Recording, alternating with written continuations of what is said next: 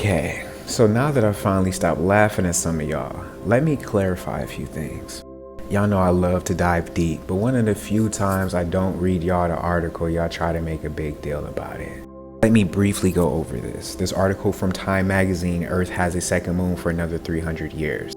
I posted this article, astronomers only just noticed that a fake moon has been following the Earth since 100 BC. Y'all got mad because I used Daily Loud, so I'll use Business Insider. You can see the headline. No, I'm not going to read the article. Here's one from the Weather Channel. You can see the headline. Let's just take a little glance at the article. Now, this article was just saying that this fake moon was a quasi-satellite or a quasi-moon that's about 20 meters across. So if you just do a quick Google search, this is what comes up for the quasi-moon, and it just shows you the trajectory. I'll circle back to this in a second. Now, this article from Time, Earth has a second moon for another 300 years. Okay, I just want to point out the part that says, it circles the Earth in a repeating corkscrew-like trajectory that brings it no closer than 40 to 100 times the 380,000 kilometers distance of our familiar moon. So if something circles the Earth, that means it's orbiting the Earth. This is literally the definition for orbit in verb form. So that would make it a second moon because it's orbiting the Earth. You can technically call it a temporary moon since it's going to be about 300 years. Moving on. All right, just before I continue, I just want to clarify that I don't believe anything that was written in those published articles. It just doesn't resonate as the truth in my soul, but my truth doesn't have to be your truth. This video is not to persuade you. It's just to point out some things and make you critically think. Okay, so if you have a moon, you know, that's like a quasi-moon, a quasi-satellite that's 20 to 50 meters across, you should still be able to see it with the technology that we have. For example, you can point out the James Webb Telescope. Now, basically what we're taught is that we have a solar system that's littered with these asteroids, right? And we have this James Webb Telescope out there and we can get all of these high definition photos. However, when you Google search a photo of an asteroid, you don't get one photo ever. You only get images, computer generated images. Same thing with comets. You never get a photo ever, just always an image. Same thing with the Earth. NASA admitted that none of these images were real except for the first one. And that one is still a fake. These are all computer generated images. These are not photos. Know the difference. When you start to do the research on NASA, you would understand that those astronauts have not been to a moon. They use a lot of camera tricks to deceive the public. But hell, I could show you this and some people would still not believe it. And that's okay. And for a lot of y'all, it's not even your fault technically because it was designed for you to think this way or actually not to think at all. Oh yeah, that's right. Even though our solar system is littered with asteroids, they don't actually always hit the Earth. The largest asteroid ever to hit the Earth was twice as big as the rock that killed the dinosaurs. Hell, I believe it. Okay, so the first thing, if you hit me back with a real photo of an asteroid or a comet or a satellite or of the Earth, I might just stop making videos. But I can promise you, nobody's gonna hit me back with a real photo of anything. Number 2, this is from the History Channel, 1969 moon landing. On July 20th, that's my incarnation day, 1969, American astronauts Neil Armstrong and Edwin Buzz Aldrin became the first humans to ever land on the moon. About 6.5 hours later, Armstrong became the first person to ever walk on the moon. And the final manned moon mission took place in 1972. If that's the case, how is this possible? Nixon talking to Apollo 11 on a landline phone with a picture taken from the moon in the background.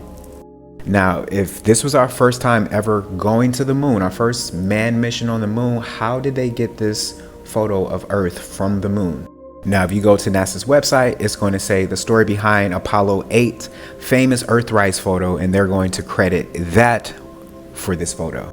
Yeah, go ahead and pause and think about that for a minute. I mean, even the fact that he was talking to them on the moon via mission control, it takes at least an hour for radio signals to reach the moon and back. Of the moon is 236,000 miles away. But they had a clear radio signal and clear video feed. 1969. And the video feed was in real time. How is that possible? I don't know. go to the moon in a nanosecond. The problem is we don't have the technology to do that anymore. We used to, but we destroyed that technology, and it's a painful process to build it back again. It was about 26 billion to go to the moon. In today's price, counting for inflation, that'd be about 288 billion. We just sent Ukraine over 100 billion. So why can we go back?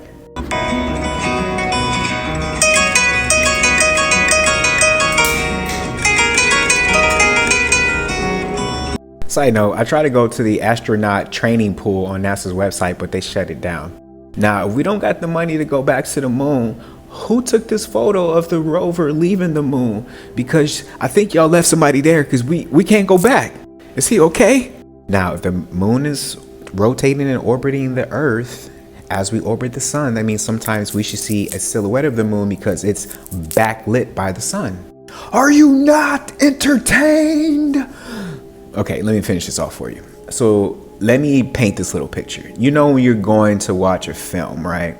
And somebody, let's say you're like in the very back row, somebody walks in front of the screen. Well, they only black out the small part that they're walking in front of. However, if they were on the back row and you were on the front row and they walked past the screen, they will black out the entire movie screen because they're in close proximity. Now, here's where y'all gonna call me crazy, and that's okay.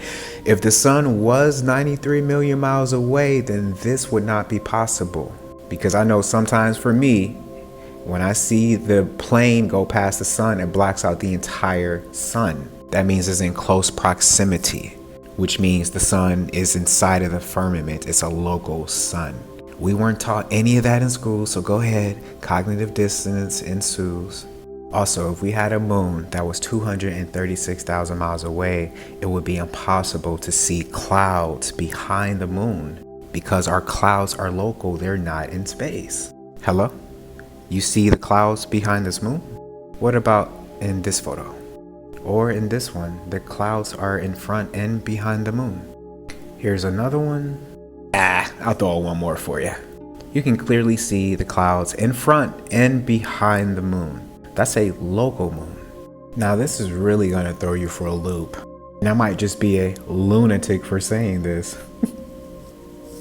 Okay, here's one patent. Illumination system including a virtual light source. This was in 1961 from NASA. Means for simulating certain environmental conditions for outer space in 1960 from NASA.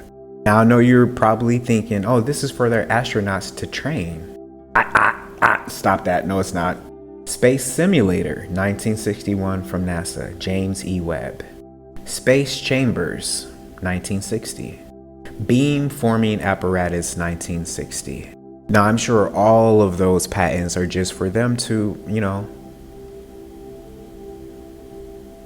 I mean, it's not entirely hard to believe that you could have a local moon right here in the firmament.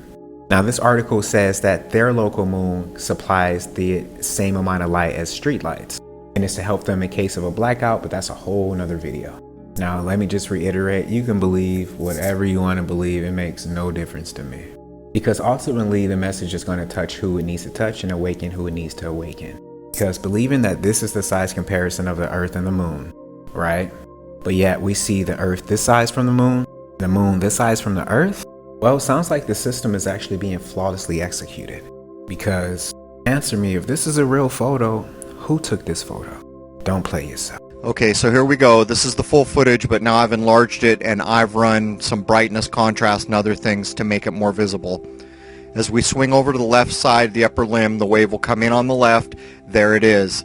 Now, if you look down on the face of the moon underneath it, you can clearly see the wave traveling. As we always see, here comes the second wave. Now, this camera pan right here, look, it did not affect that wave one bit. That proves that it is completely nothing to do with equipment. And at this point, we've seen enough lunar waves that those who have been paying attention and watching the evidence, we know what we're looking at here. 5D Mystery School.